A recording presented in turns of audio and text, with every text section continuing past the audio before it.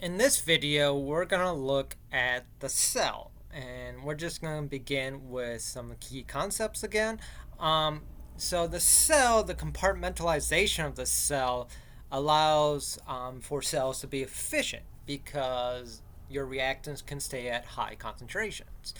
Um, when you are compartmentalized like this, you can create metabolic pathways. So you can create molecules. The simplest cells that we know of are prokaryotes. Remember, we don't really consider virus to be a living organism, so that's why I don't have them listed here. Eukaryotes have membrane-bound organelles. The phylogenetic tree of life shows us how evolution has happened, and evolution is natural selection that acts randomly due to variation among individuals. Now, talking about cells, how did cells come about? Well, an idea is that once the first compounds were created and were replicating, it's thought that vesicles or fluid-filled sacs enclose these self-replicating systems.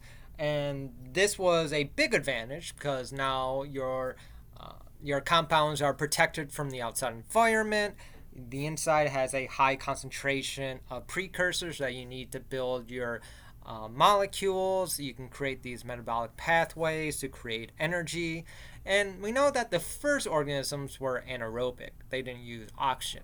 However, these anaerobic molecules actually created oxygen as a waste product through metabolism, which we'll look at in biochemistry too. And eventually, they created so much oxygen that aerobic organisms like us, were created or came about rather that could utilize the waste product of oxygen. Now, the cell is extremely packed. Here on the left side, you have a computer simulation, done by myself actually, that shows the inside of a cell. All these red and white things, that's water. These things are proteins, these purple things. And what's happening in the simulation is that I'm slowly draining away the water so you can see what is dissolved underneath. And so the cell is roughly 30 or 70% water. Now, if you take away the water, you get an image or a movie like here on the right side, which was moving a second ago, that shows you what the inside of a cell looks like without water. And all of these blobs are different proteins, and these green and yellow bits are tRNA. So it's very crowded inside of a cell. It is chock full of stuff. And if we talk about prokaryotic cells, these are our simpler cells, and they don't really have any nucleus or no real organelles. I have real in quotes because they have something that looks like organelles, but not organelles in the sense that eukaryotes have organelles. Prokaryotic are the most numerous and widespread organisms, and almost all are unicellular, but they can form colonies. They are small, 1 to 10 micrometers, and we don't know what micro means. It's 10 to the minus 6. They come in all shapes and sizes, and although they don't have any organelles, that doesn't mean their cytoplasm or inside is just one homogeneous mess or soup. Different compartments or different sections of the cytoplasm can do different things. Different metabolic functions happen in different parts of the cytoplasm. Now, compare that with a eukaryote. A eukaryote is a membrane has a membrane enclosed nucleus, and importantly, also has organelles.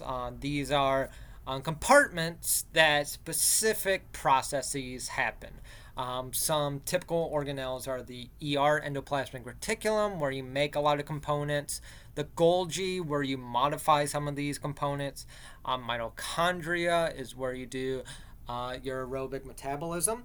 And it is thought that both mitochondria and chloroplasts were actually their own prokaryotes at some point. And we have evidence to show this. and it's thought that early eukaryotic cells lived in a symbiotic nature with these mitochondria and chloroplasts. Then you have cytosols, which is everything inside the cell that's not an organelle, basically, and the cytoskeleton, which is, like it says, a skeleton. It provides a framework for organization and shape. Now, eukaryotes are much more complex than prokaryotes, so they're better at surviving an environment with limited resources because they can make a lot of the resources themselves.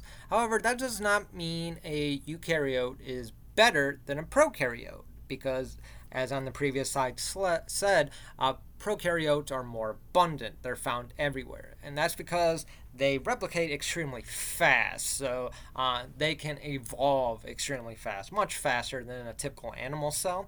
And so they can fill in these ecological niches much better. So that's why you see these types of cells near thermal vents and you don't find animal cells.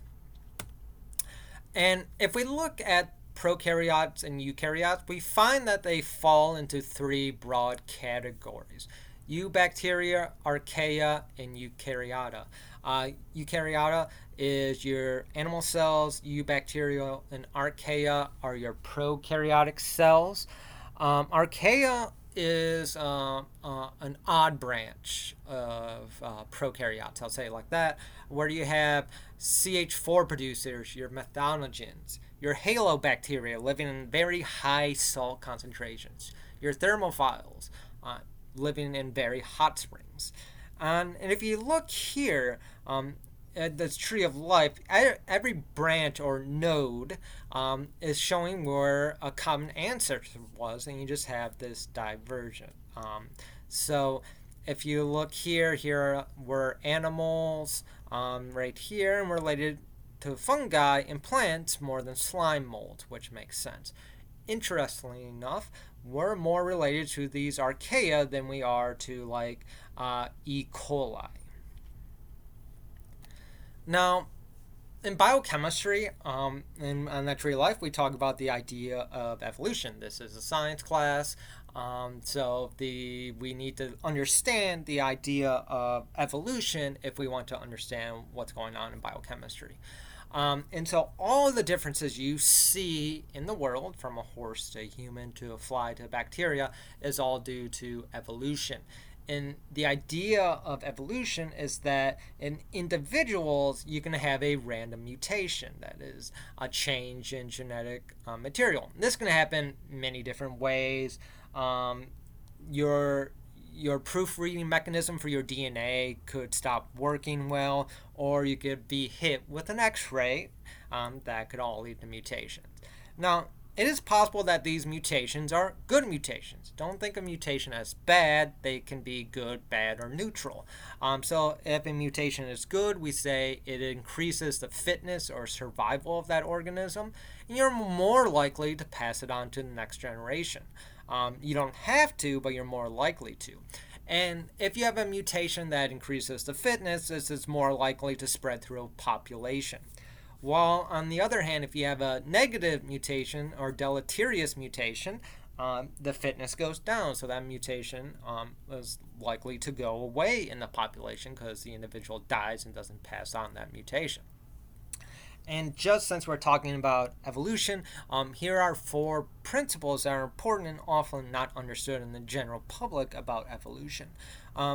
Evolution does not have an end goal. It just happens randomly. So evolution wasn't building up towards humans or anything like that. We're just another chain in the evolutionary linkage. It's because, and point 2, it's because there's variation among individuals that allows your populations to change.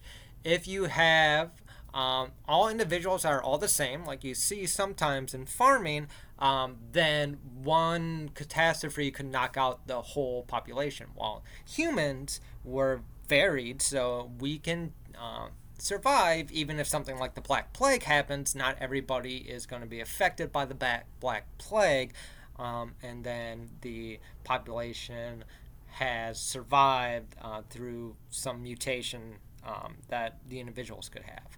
3, the past determines the future. This means that mutation can only build on what's already there. Like, for example, no one is probably going to mutate the ability to, I don't know, levitate anytime soon because there's nothing really there to help us levitate. Well, you could definitely evolve to have an extra finger. In fact, we do have people with extra fingers because we already have 5, so it's not impossible to think that you could have a 6. And you had a big advantage for some reason to have 6 fingers. You'd see a lot of populations with 6 fingers. And evolution is continuously ongoing, but it doesn't mean that evolution has to go towards complexity. Evolution's just happens because of random mutations. Doesn't mean something becomes more complex. Rather, you just have some way of increasing in fitness among individuals. That's it for this section. I will see you in the next section.